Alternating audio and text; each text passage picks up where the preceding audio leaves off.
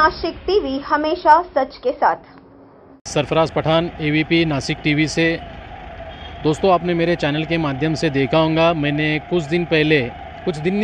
कुछ महीने पहले नासिक महानगर पालिका के ई कनेक्ट एक्ट पे एक शिवाजी चौक अमरधाम रोड पर जो गैरकानूनी तरीके से कार फैमिली के माध्यम से एक ऑफ़िस बना है, उसकी तकरार दिया था। तकरार देने का मूल कारण था, इस ऑफ़िस के माध्यम से कहीं ना कहीं वाद विवाद बार बार होते हैं।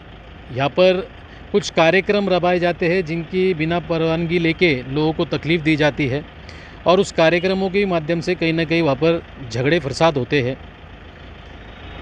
इसलिए हमने नासिक महानगर पालिका को और स्थानिक पुलिस स्टेशन को तकरार दी थी और कहा था उस तकरार के ज़रिए कि इस ऑफ़िस को डेमोलिश किया जाए, क्योंकि ये कारपोरेशन की जगह के ऊपर एक कचरा कुंडी को अपने ताबे में लेकर वहाँ पर गैरकानूनी तरीके से ऑफ़िस बनाया गया है, और कई सालों से कारपोरेशन की फ्री में जगह यूज़ की जा रही है और उस पर आर्थिक बिजनेस भी हो रहा है। जो लोग कारपोरेशन की जगह को कब्ज़े में लेकर वहाँ पर धंधा व्यापार करते हैं, तो कहीं ना कहीं नासिक महानगर पालिका ने भी ऐसे लोगों से कार्रवाई करके कर वसूल करना चाहिए। ऐसी भी हमने तकरार संबंधित अधिकारियों को दिए थे।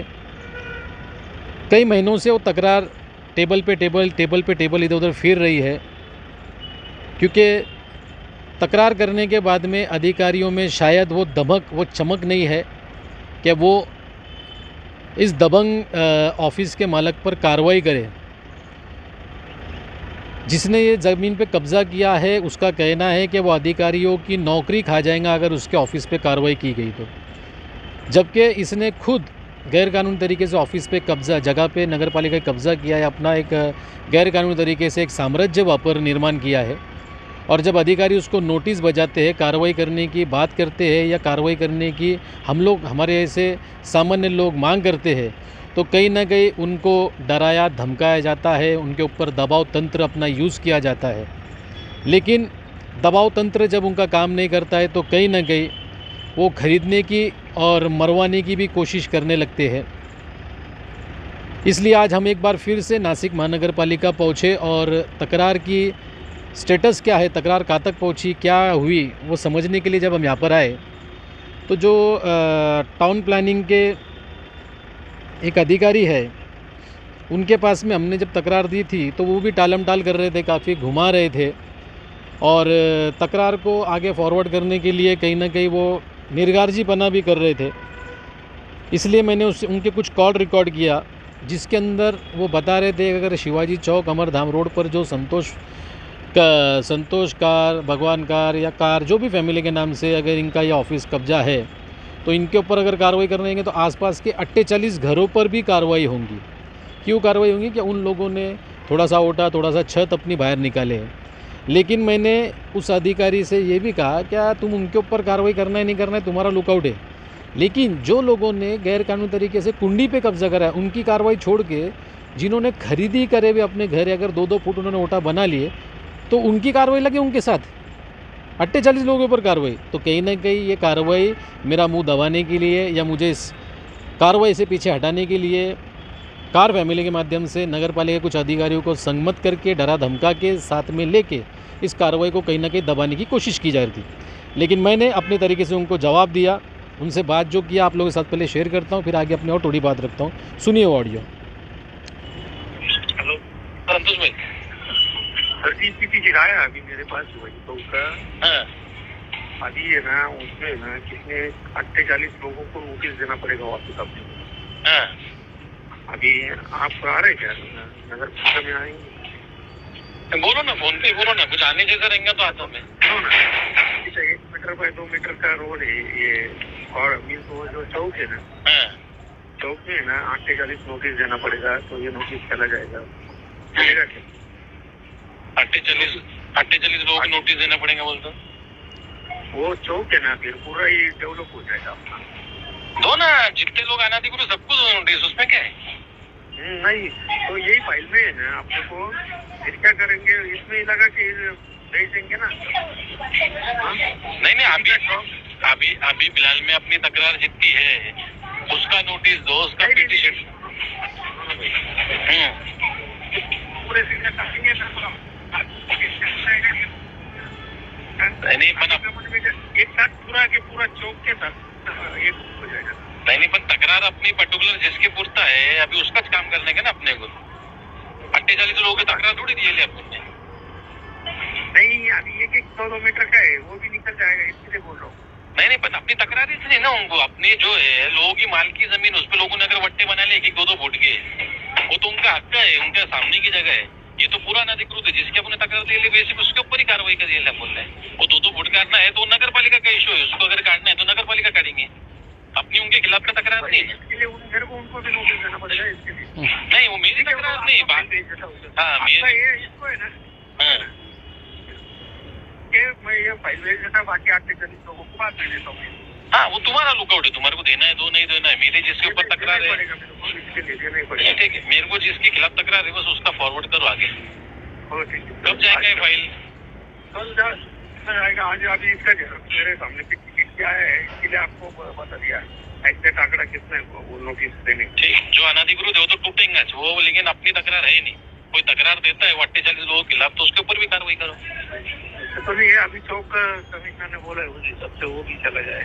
ठीक है जो भी अभी कमिश्नर साहब के आदेश है अपन थोड़ी उसको कुछ मना कर सकते हैं। ठीक है ना हाँ वही तो इसके लिए मैं बोल रहा हूँ। अपना पर्टिकुलर उसके पुरता है शिवाजी चौक का जो ऑफिस है वो कार का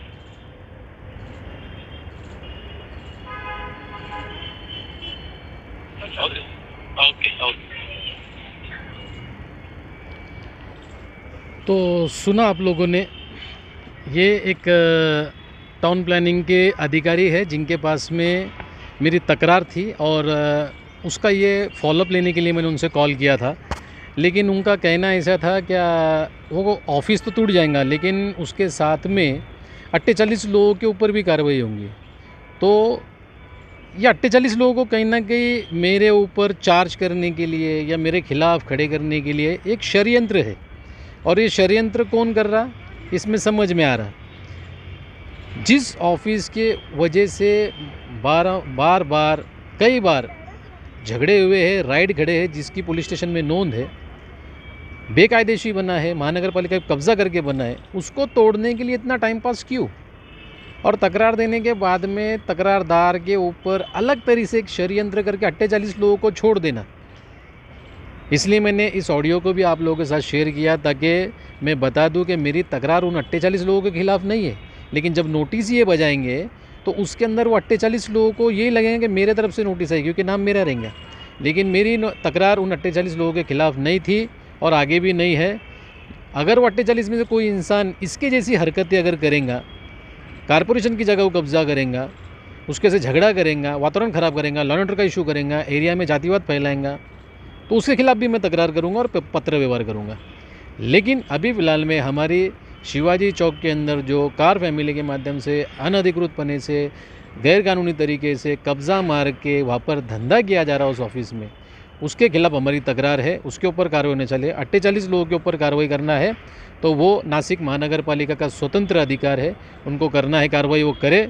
मेरे 48 लोगों के खिलाफ़ कोई तकरार नहीं है।